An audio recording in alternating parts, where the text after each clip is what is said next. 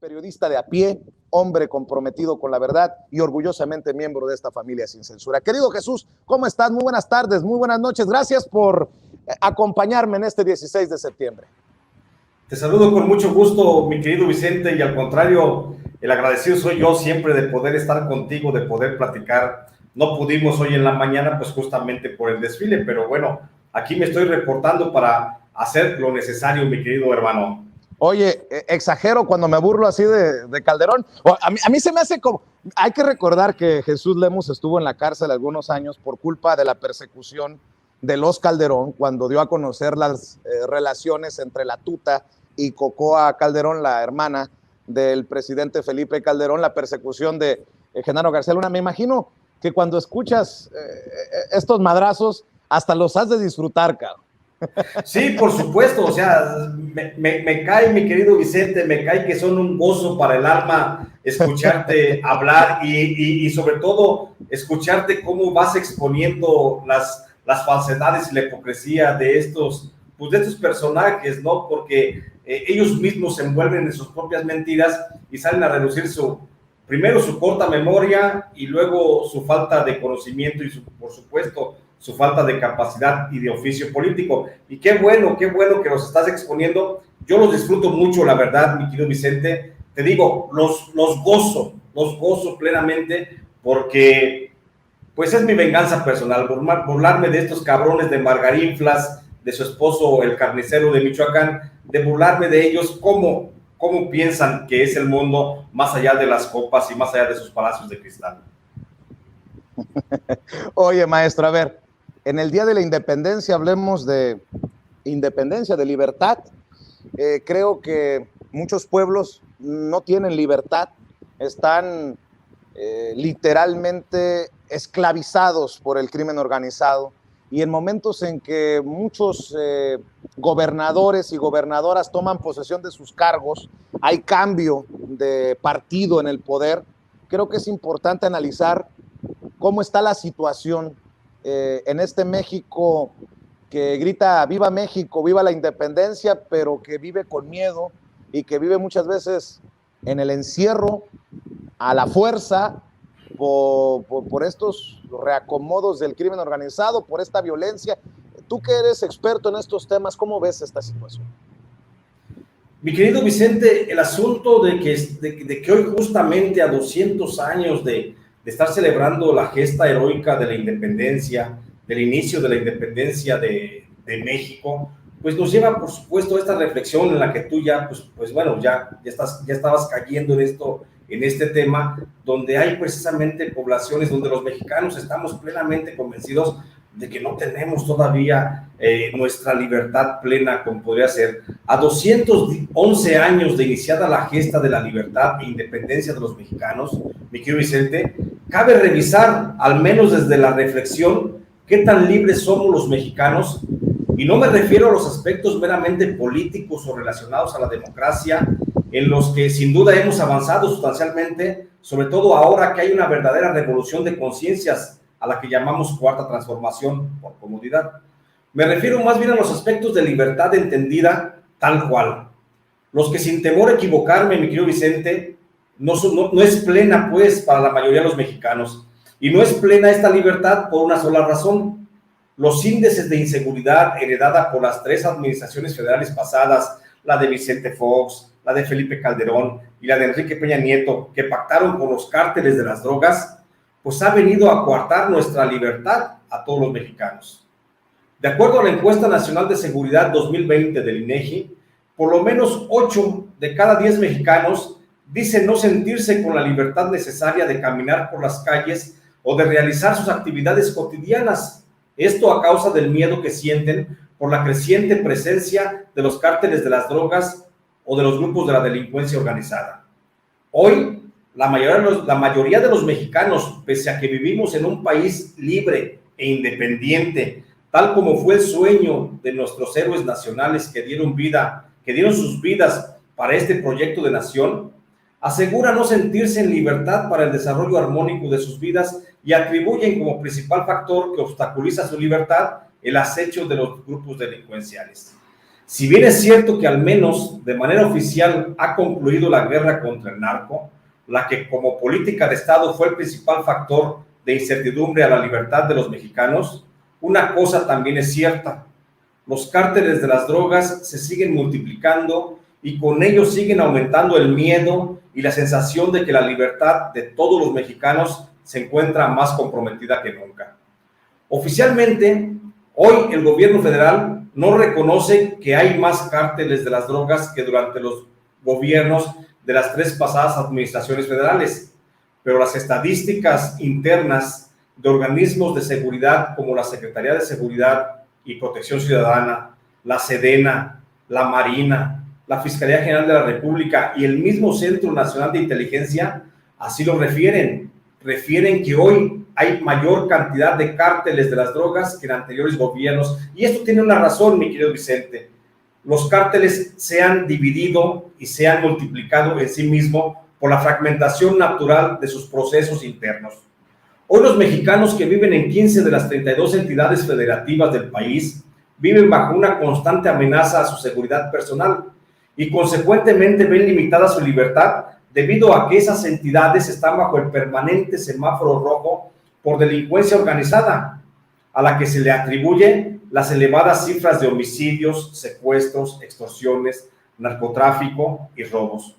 Los estados con mayores índices de delincuencia, dicen las estadísticas nacionales, a causa de la creciente expansión de los cárteles de las drogas y por supuesto la multiplicación de estos y sus células criminales, son Zacatecas, Colima, Baja California, Morelos, Sonora, San Luis Potosí, Estado de México, Chihuahua, Tlaxcala, Quintana Roo, Querétaro, Nayarit, Michoacán, Jalisco, Guanajuato, Coahuila y Baja California Sur. El Cártel de Sinaloa es la organización criminal que más se ha multiplicado. Al día de hoy, el cártel, que fuera liderado por Joaquín Guzmán Loera, se ha fragmentado en por lo menos 10 grupos criminales que actúan en sociedad o en forma independiente. Entre estos grupos criminales en los que se ha dividido el Cártel de Sinaloa, pues se encuentra el grupo de la Gente Nueva, que opera en Chihuahua y Sinaloa, los Cabrera, que están presentes en Durango y Chihuahua, el Cártel del Poniente o de la Laguna, o que también se le conoce como los Bardales, que opera en Durango y Coahuila, el grupo de El Aquiles y el grupo del Tigre, que tienen base en Baja California, el grupo del 28, que opera en Baja California Sur, los artistas asesinos que actúan en Chihuahua como brazos o sicarios del Cártel de Sinaloa, y en Chihuahua también tiene presencia los grupos de los Mexicles y los Salazar, además de los Menos, que están presentes en Sonora. El Cártel de los Arellano Félix se ha dividido en 3 células, la del Chan, el Jorquera y la del Quieto. Todas estas tienen operaciones en el estado de Baja California. La familia michoacana se dividió en 2 grandes células, la de los Guerreros Unidos o la Nueva Empresa, que opera en los estados de Morelos, Guerrero y el Estado de México. Y el otro grupo que se desciende de la familia michoacana, pues es el denominado La Empresa, que tiene presencia en el Estado de México y Morelos. Por su parte, el Cártel de los Carrillo Fuentes ha dado origen a 2 células delincuenciales, la de la Línea y la de los Aztecas, ambas con presencia en el estado de Chihuahua. Por lo que hace al Cártel de los Hermanos Beltrán Leiva, esta organización ha dado origen a 7 células: los Mazatlecos, que operan en Sinaloa y Baja California Sur, el 2000 o el grupo del Panchillo Huevos y los Granados, que operan en Guerrero, los Rojos, que también están presentes en Guerrero y Morelos, la Oficina, que tiene presencia en Aguascalientes y Baja California Sur, y los Ardillos, con operaciones en Guerrero, igual que el Cártel Independiente de Acapulco, que radica justamente en sus operaciones en ese puerto, en Acapulco. El Cártel de los Zetas ha dado origen a 3 grupos delincuenciales que son los de mayor peso, como son el Grupo Operativo Los Zetas, el Grupo Operativo Zetas y las Fuerzas Especiales Zetas, todos con presencia en Tamaulipas. El Cártel del Golfo ha dado origen a 7 grupos delincuenciales más: los Metros, con presencia en Reynosa, en Tamaulipas, Los Rojos operando en Matamoros, también en Tamaulipas. El Grupo Dragones, con base en Tampico, igualmente en Tamaulipas. Y los Fresitas, extendidos en todo Tamaulipas. A ellos hay que agregar también el grupo de los Pelones y los Talibanes, los que operan tanto en Tamaulipas, pero principalmente en la zona de Cancún y Benito Juárez en Quintana Roo. Por lo que hacen los Caballeros Templarios, este cártel se ha dividido en dos células: la banda de los Tena, con presencia en Apaxingán, y el cártel del Gallito, liderado por Homero González Rodríguez, que tiene presencia en las zonas de Tumbiscatío y Apaxingán, Michoacán, y que hay que decirlo, son los grupos que actualmente mantienen en forma muy activa la guerra contra el cártel de Jalisco Nueva Generación en la zona de Tierra Caliente. Finalmente, el cártel Jalisco Nueva Generación opera en forma independiente, con presencia en por lo menos 18 estados del país, pero que mantiene mayor presencia en los estados de Jalisco, Michoacán, Colima, Nayarit, Guerrero, Morelos y Veracruz. A estos grupos se suman otros cárteles, mi querido Vicente, como el de Santa Rosa de Lima, presente en Guanajuato, la Unión Tepito, con base en la Ciudad de México, en donde también opera el cártel denominado Fuerza Antiunión y el cártel de Tláhuac. También destaca el cártel del Noreste, con presencia en Coahuila, el cártel Sangre Nueva Z en Puebla, el grupo Zetas Vieja Escuela, asentado en el norte de Veracruz, el grupo Sombra, que opera en Tamaulipas, los Viagra, que siguen trabajando en Michoacán, que hay que recordar fueron aliados de Silvano Aureoles, el cártel del Fantasma en Guerrero, el cártel Nueva Plaza, que trabaja en Guadalajara, y el cártel Flecha MZ u Operativos Mayo Zambada, que opera precisamente en Sinaloa y Nayarit. De acuerdo al Centro Nacional de Inteligencia, se estima que de los 13 cárteles originales que se tenían hacia el año 2000, han surgido al menos 42 nuevos grupos del narcotráfico y de la delincuencia organizada, los que suman una fuerza total de más de 21,000 civiles armados, que son los que actualmente representan una verdadera amenaza para la libertad de los mexicanos.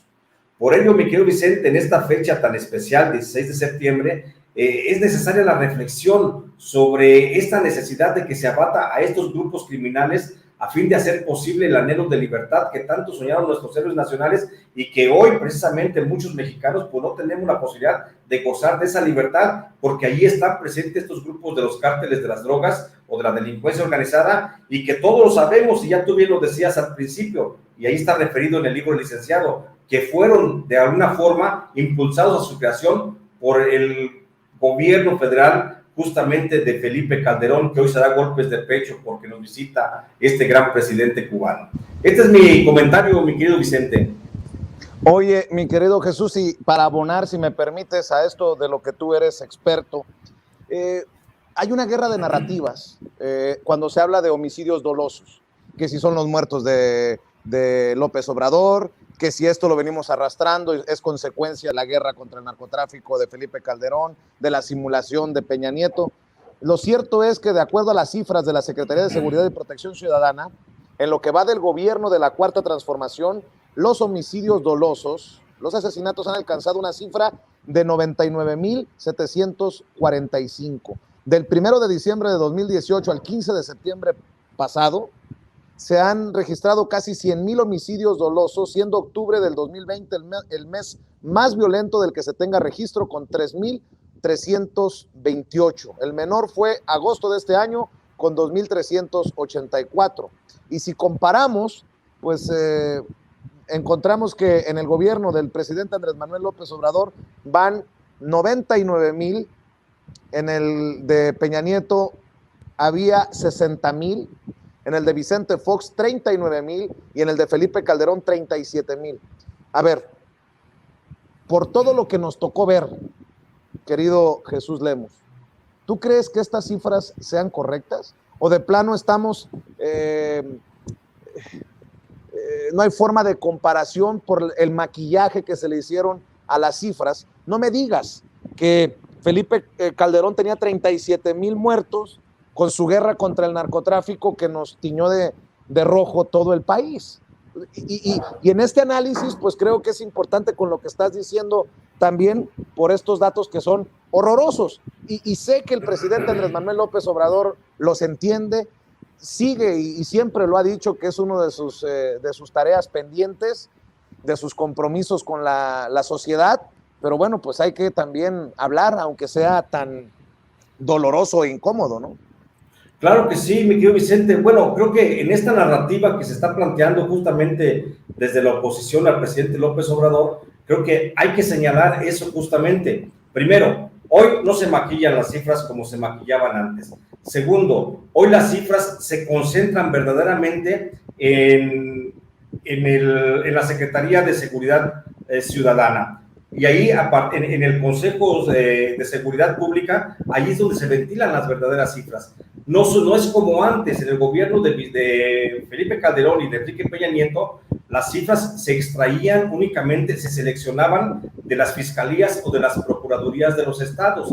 Y entonces, las cifras que aportaban los estados justamente como homicidios dolosos para establecer un parámetro del índice delictivo que se daba en el país, pues era básicamente lo que daban las fiscalías y las procuradurías, pero se seleccionaba, se hacía un tamiz y de ahí todavía se decía, este sí pasa y este no pasa y esta cifra no pasa. Por eso vemos que en el gobierno de Calderón hubo cifras muy bajas, que en el gobierno de Enrique Peña Nieto hubo cifras muy bajas, y hoy vemos en el gobierno del presidente López Obrador cifras muy altas. Lo que pasa es que son cifras verdaderas, son cifras reales, las que hoy estamos manejando, las que hoy se están conociendo, porque hoy justamente las fiscalías y las procuradurías de los estados están aportando la información en forma íntegra, ¿sí? A la Secretaría de Seguridad Pública del Gobierno Federal, la Secretaría de Protección Ciudadana, perdón. Y entonces, hoy sí vemos una cifra real. Si este mismo procedimiento de cuantificación de personas que perdieron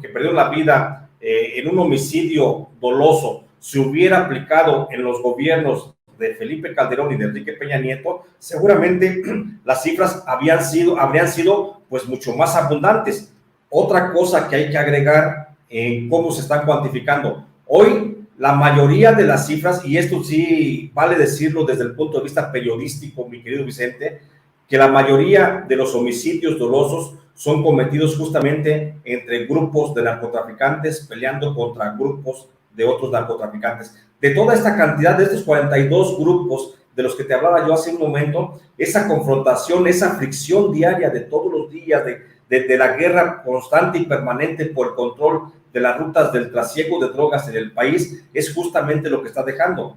A diferencia de la administración de Enrique Peña Nieto y de Felipe Calderón, que las cifras de los homicidios dolosos no eran nada más de la confrontación entre grupos criminales, sino que era también una participación directa de la Policía Federal Preventiva, de la Secretaría de Marina, del Ejército, a que mandaron también a pelear contra el narcotráfico en esa guerra sin cuartel que le dieron aparentemente al narcotráfico, pero que negociaban por debajo de la mesa. Entonces, hoy estamos viendo cifras reales con relación a que son resultado de la confrontación entre grupos criminales, así.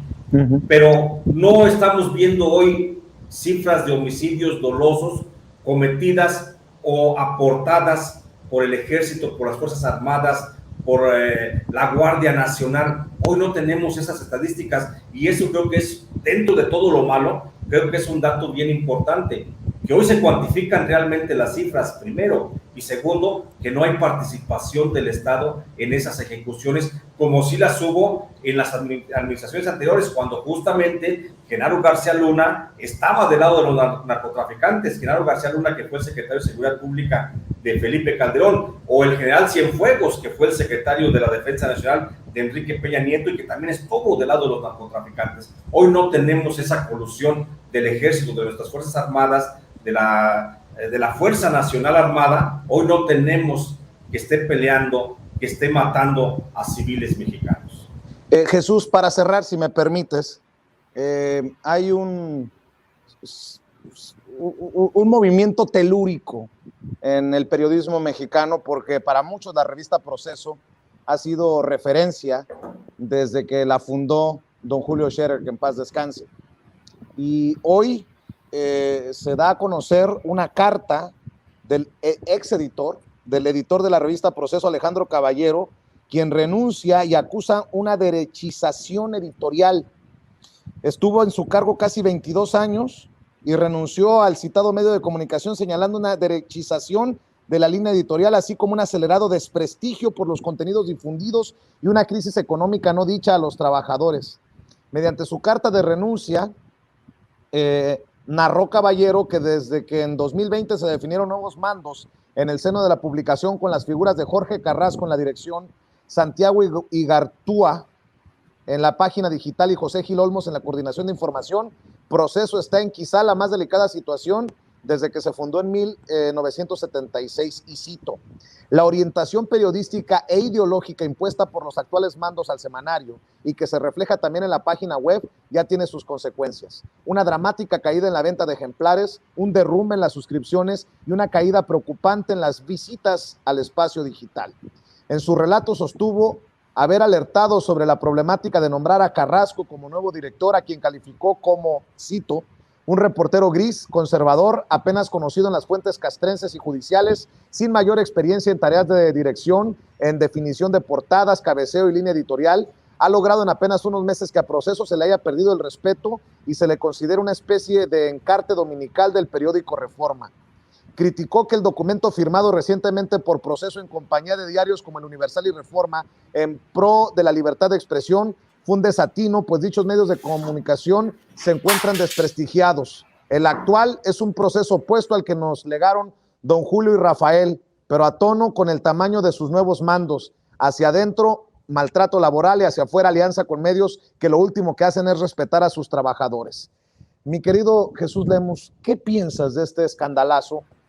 Porque, bueno, muchos habíamos advertido que algo estaba pasando en Proceso, incluso con el propio trabajo que se muestra, las portadas, habíamos advertido de tal vez la mano de Calderón, o si no de Calderón, del cuñado de Calderón, que está casado con María Scherer, que es hija de don Julio Scherer, hermana del que fuera asesor jurídico hasta hace unos días del propio presidente Andrés Manuel López Obrador.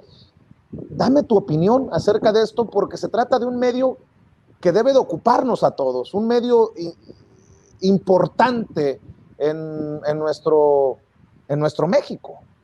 Sin duda alguna, mi querido Vicente, lo que plantea hoy el compañero periodista Alejandro Caballero, y que desnuda prácticamente lo que se está viviendo dentro de este importante semanario, la revista Proceso, que es un referente nacional, por supuesto, porque pues, tiene algunas de las mejores plumas y de las más críticas. Creo que sí viene a sacudir, por supuesto, al gremio periodístico, por una sola razón.